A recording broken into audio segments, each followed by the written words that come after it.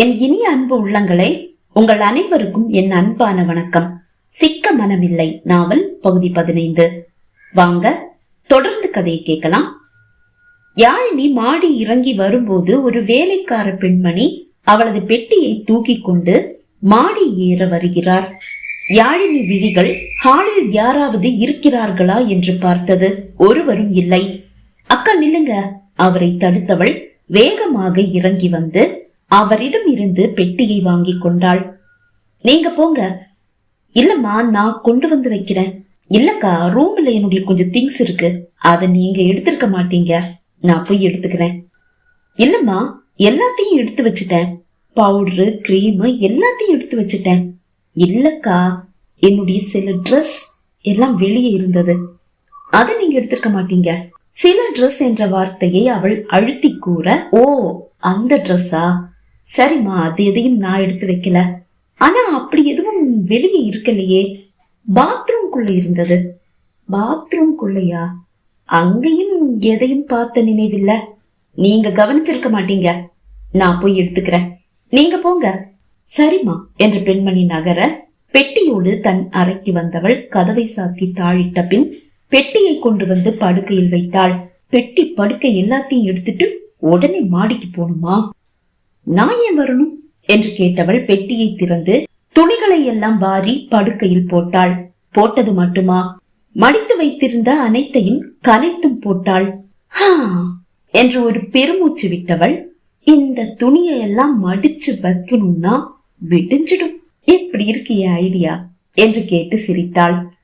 நிதியோடு வெளியே விளையாடி கொண்டிருந்த கீர்த்தனா திரும்பி வீட்டிற்குள் வரும்போது யாழினி அறை சாத்தப்பட்டிருப்பதை கண்டு பெட்டியை எடுத்து சென்ற பெண்மணியை அழைத்தாள். அக்கா, யாழினி பெட்டியை நீங்க மேல கொண்டு போய் வச்சீங்களா? இல்லம்மா. இல்லையா? ஏன், என்னாச்சு? அதுக்குள்ள யாழினி அம்மா மாடி இறங்கி வந்துட்டாங்க. அவங்க ட்ரெஸ் ரூம்ல இருக்கு, அதை எடுக்கணும்னு சொல்லி பெட்டியை என்கிட்ட இருந்து வாங்கிட்டு ரூமுக்குள்ள போயிட்டாங்க. ரூமுக்குள்ள போனாளா? யோசனையோடு வந்து கதவை தட்டினாள் கீர்த்தனா. கால் மீது கால் போட்டு ஆட்டியபடி விட்டத்தை பார்த்து படுத்து ஏதோ சிந்தனையில் இருந்த யாழினி, வந்துட்டாங்க வந்துட்டாங்க, கீர்த்தனா அக்காவா தான் இருக்கும். நான் சந்தோஷமா இருந்தாலே அவங்களுக்கு மூக்கில வேர்த்திடும் போல, உடனே வந்துடுவாங்க. முணுமுணுத்தவள் எழுந்து கொண்டாள். படுக்கையில் வாரி இறைத்திருக்கும் துணிகளை ஒரு முறை பார்த்தவள் அதை மீண்டும் ஒரு கலைப்பு கலைத்துவிட்டு சில துணிகளை வாரி தரையில் சிதறவிட்ட பிறகு வந்து கதவை திறந்தாள். யாழினி, நீங்க என்ன பண்ணிட்டு இருக்க? என்னுடைய துணிய மடிச்சு வச்சிட்டு இருக்கேக்கா. துணிய மடிச்சு வைக்கிறியா? ஆமாக்கா. 8 அறைக்குள் விழிகளை ஓடவிட்ட கீர்த்தனா வாரி இறைக்கப்பட்ட துணிகளை கண்டு அதிர்ந்து போய் வாய் பிளந்தபடி விழிகளை அப்படியே திருப்பி யாழினியை பார்த்தாள். முகத்தை அப்பாவி போல் வைத்துக் கொண்டு பரிதாபமாக கீர்த்தனாவை பார்த்தாள் யாழினி. ஆனால் அவள் மனம் குத்தாட்டம் போடுகிறது. என்ன யாழினி இது? மல்லி அக்கா பெட்டியை எடுத்துட்டு வரும்போது தானே பெட்டிய வாங்கிட்டு நீ ரூம்குள்ள வந்த? ஏதோ ட்ரெஸ் எல்லாம் ரூம்ல இருக்குன்னு சொன்னியாமே. அட, அதுக்குள்ள செய்தி உங்க காதை எட்டிடுச்சோ? ஆமாக்கா. அப்புறம் எப்படி துணியெல்லாம் இப்படி கலைஞ்சு கிடக்கு? அக்கா, நீங்க பெட்டியை கொடுத்து அனுப்புறதா சொன்னீங்க, ஆனா பெட்டி வந்து சேரலையா? கொஞ்சம் ட்ரெஸ் வேற வெளியே இருந்தது, அதுவும் நினைவு வந்ததா? சரி, அதையும் எடுத்துட்டு பெட்டியையும் எடுத்துட்டு மாடிக்கு போலான்னு சொல்லி கீழே இறங்கி வந்தேன். அவங்க பெட்டியோடு வந்துட்டு இருந்தாங்க. ட்ரெஸ் எடுத்தீங்களான்னு கேட்டேன், இல்லைன்னு சொன்னாங்க. பெட்டியை வாங்கிட்டு ரூமுக்குள்ள வந்தேன். சரி, ரூமுக்கு வந்தாச்சுல, அப்படியே ஃப்ரெஷ் ஆயிட்டு போயிடலான்னு ஒரு ட்ரெஸ்ஸ தேடி பார்த்தேன். ஆனா அந்த ட்ரெஸ்ஸ காணும்க்கா. கோபம் வந்துடுச்சுக்கா. எல்லா துணியையும் வாரி போட்டு தேடிட்டே இருக்கேன். எல்லா துணியையும் வாரி போட்டு தேடிட்டு இருக்கியா? ஆமாக்கா. கிடைச்சதா? இன்னும் இல்லக்கா. நீ தேடுற உன்னுடைய ட்ரெஸ் இந்த பெட்டிக்குள்ள இருக்குதா? ஏங்கா இப்படி ஒரு கேள்வி? நீ தேடுற விதத்தை பார்த்தா ட்ரெஸ் இந்த பெட்டியில இருக்கிற மாதிரி தெரியலையே, குறும்பாக கூறியவள். என்ன, கௌதம பார்த்து பயமா இருக்கா என்று கேட்டாள். அசடு வழிய சிரித்த யாழினி, ஆமுக்கா என்றாள். கீர்த்தனா சிரித்தாள். யாழினி, முதல்ல பயமா தான் இருக்கும், அப்புறம் பிடிச்சு போகும். இவங்கெல்லாம் பார்க்கதான் 6 அடி உயரத்துல மிரட்டலா இருப்பாங்க. மனைவியுடைய பாசத்துல குழந்தை ஆயிடுவாங்க. அவங்க நம்ம மேல காட்டுற அன்பை பார்த்தா அவங்கள விட்டு விலகி போகவே மனம் வராது. குறும்பாக சிரித்த யாழினி, அனுபவம் பேசுதோ என்றாள். ஆமா, அனுபவம் தான் பேசுது. ஒரு வாரம் கழிச்சு உன்னுடைய அனுபவம் என்ன பேசுதுன்னு நானும் பார்க்கதானே போறேன். அது படு மோசமான அனுபவமா தான் இருக்க போது, அதுல எந்த சந்தேகமும் இல்ல. அவள் மனம் கூறியது. சரி சரி, சீக்கிரமா துணிய மடிச்சு எடுத்துட்டு கிளம்புற வழிய பாரு என்று இழுத்தாள் யாழினி. இந்த சிரிப்பு சரியா படலையே. வா, நானே துணிய மடிச்சு கொடுக்கறேன். ஐயோ அக்கா பிளீஸ், இந்த மாதிரி உதவி எல்லாம் செஞ்சு என்ன சங்கடப்படுத்தாதீங்க. அவரை நினைக்கும் போதே உடம்பு தந்தி அடிக்குது. எப்படி கீழே வந்துட்டேன். நைட்டு சாப்பிட்டுட்டு அதுக்கப்புறமா பெட்டியை எடுத்துட்டு அவர் ரூமுக்கு போறேனே. பிளீஸ்கா, கொஞ்சம் கருணை காட்டுங்க. சத்தமாக சிரித்த கீர்த்தனா, யாழினி எதுக்கு நீ இப்படி நடுங்குற? பிளீஸ்கா, சத்தமா பேசி யார்கிட்டயும் மாட்டி விட்டுடாதீங்க பிளீஸ். நடக்கிறதெல்லாம் பார்த்தா எங்க கௌதம் இல்ல, நீதான் கௌதம் கிட்ட இருந்து தள்ளி போற போல இருக்கே.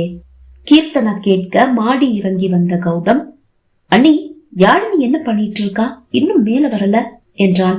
அவன் குரல் கேட்டதும் ஓடி சென்று உடையை மடிக்க ஆரம்பித்தாள் யாழினி. தலையை திருப்பி கௌதமை பார்த்த கீர்த்தனா, அவளுடைய ட்ரெஸ்ஸ மடிச்சிட்டு இருக்காளா? வியப்போடு கேட்டவன் எட்டி அறைக்குள் பார்த்தான். வாரி இறைத்த துணியை பார்த்ததும் என்ன நடந்திருக்கும் என்பது அவனுக்கு புரிந்தது. சரி சரி மடிக்கட்டும் என்றவன், காலம் ஃபுல்லா இந்த துணியை உட்கார்ந்து மடிச்சுட்டா இருப்ப, மடிச்சு முடிச்சிட்டு மேலதானே வருவ, வாடி தனக்குள் கூறிக்கொண்டான். இரவு வரை எப்படியோ அந்த அறையிலேயே எதையோ செய்து நேரத்தை கடத்தியவள் இரவு உணவுக்கு பின் வேறு வழியின்றி தன் பெட்டியை தூக்கி கொண்டு மாடிக்கு வந்தாள். அப்போதும் வேண்டுமென்றே செல்போனை கீழே வைத்துவிட்டுதான் மாடிக்கு வந்தாள். அறைக்குள் வந்தவள் அவளுக்காக காத்திருக்கும் கௌதமை கண்டதும் வேண்டுமென்றே காலால் கதவை படார் என்று சாத்தினாள். அவனையே எட்டி உதைத்த ஆனந்தம் அவளுக்கு. ஒரு கையில தானே பெட்டி இருக்கு, இன்னொரு கையால கதவை சாத்தி இருக்கலாமே. யார் மேல் இருக்கிற கோபத்தை இப்படி தீர்த்துக்கிட்ட? கௌதம் கேட்க, கோபமா? எனக்கு யார் மேல கோபம்? அம்மா, என் பெட்டியை எங்க வைக்கிறது? இவ்வளவு பெரிய ரூமுக்குள்ள உன்னுடைய பெட்டிய வைக்கவா இடம் இல்ல? பெரிய ரூம் தான், ஆனா உங்க ரூம் ஆச்சே. நீங்க முதலாளி, நான் தொழிலாளி. நான் எங்கேயாவது பெட்டியை கொண்டு வச்சு அது உங்களுக்கு பிடிக்காம போயிட்டா என்ன பண்றது? அதனாலதான் கேட்டேன், பெட்டியை எங்க வைக்கணும். நீ இந்த முதலாளின்ற வார்த்தைய அடிக்கடி யூஸ் பண்ற, அது இங்க தேவையில்லைன்னு நினைக்கிறேன். இல்ல கௌதம், நமக்குள்ள இருக்கிறது அப்படி ஒரு உறவு தானே, அத உங்களுக்கு நினைவுபடுத்துறது சரிதானே. அது உன்னை விட எனக்கு நல்லா நினைவு இருக்கு. சரி, என் பெட்டியை எங்க வைக்கட்டும்? உன்னோட பெட்டியில இருக்கிற துணியை எல்லாம் எடுத்து அதோ அந்த பீரோல வச்சுக்க. ஒரு பீரோவை அவன் காட்ட, அந்த பீரோ காலியாவா இருக்கு? இல்ல, என்னோட 1-2 ட்ரெஸ் அதுக்குள்ள இருக்கு. அப்படின்னா என்னுடைய துணி இந்த பெட்டியிலேயே இருக்கட்டும். நான் என்ன சொன்னாலும் நீ கேக்குறது இல்ல, உன் விருப்பம் போலதான் பண்ற. அப்புறம் எதுக்காக பெட்டியை எங்க வைக்கட்டும்னு என்கிட்ட கேட்ட? உனக்கு பிடிச்ச இடத்திலேயே கொண்டு போய் வைக்க வேண்டியது தானே. கோபமாக அவன் கேட்க, பெட்டியை எடுத்து வந்து அவன் காட்டிய பீரோவின் அருகில் வைத்தவள், நீங்க சொல்றீங்களேன்னு கிணத்துல குதிக்கவா முடியும்?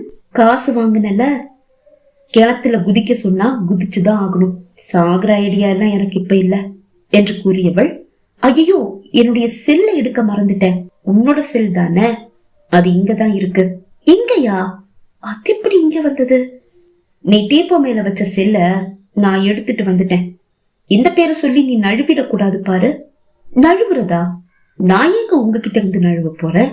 அதுதான் என்னுடைய மனசு மாறுற வரைக்கும் டைம் கேட்டிருக்கேன்ல. எங்கே அவன் தன்னிடம் நெருங்கி விடுவானோ என்ற பயத்தில் அவனுக்கு நினைவு ஊட்டுவது போல் கூறியவளின் விழிகள் அந்த அறையில் போடப்பட்டிருக்கும் செட்டியின் மீது பதிந்து நின்றது.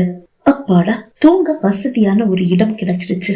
அவள் செட்டியை பார்ப்பதை கவனித்தவன், நீ அடிக்கடி அதை நினைவுபடுத்த வேண்டிய அவசியம் இல்ல. அப்புறம் உன்னுடைய இஷ்டத்துக்கெல்லாம் இந்த ரூம்ல இருக்கவும் முடியாது. ஏன் கூட என்னுடைய பெட்ல தான் நீ படுக்கணும் என்று கூற, நான் என்ன உங்க அடிமையா? கோபமாக கேட்டாள் யாழினி. இல்ல, என்னோட வேலைக்காரி, வந்து படுடி என்றவன் அவள் கையை பிடித்து இழுத்து வந்து படுக்கையில் போட்டான். எதிர்பாராத அவனது இந்த செயலில் திகைத்து போனவளால் ஆடவோ அசையவோ முடியவில்லை. அவனும் படுக்கையில் சாய்ந்தான். கை நீட்டி விளக்கை அணைத்து விட்டு இரவு விளக்கை போட்டான். அவள் மெல்ல உருண்டு படுக்கையின் ஓரத்திற்கு செல்ல இழுத்து அவளை அணைத்தவன், ஒரு புருஷனுக்கு மனைவி மேல என்ன உரிமை இருக்கோ அது எனக்கும் இருக்கு என்றான். அதுக்கு தானே டைம் கேட்டிருக்கேன்.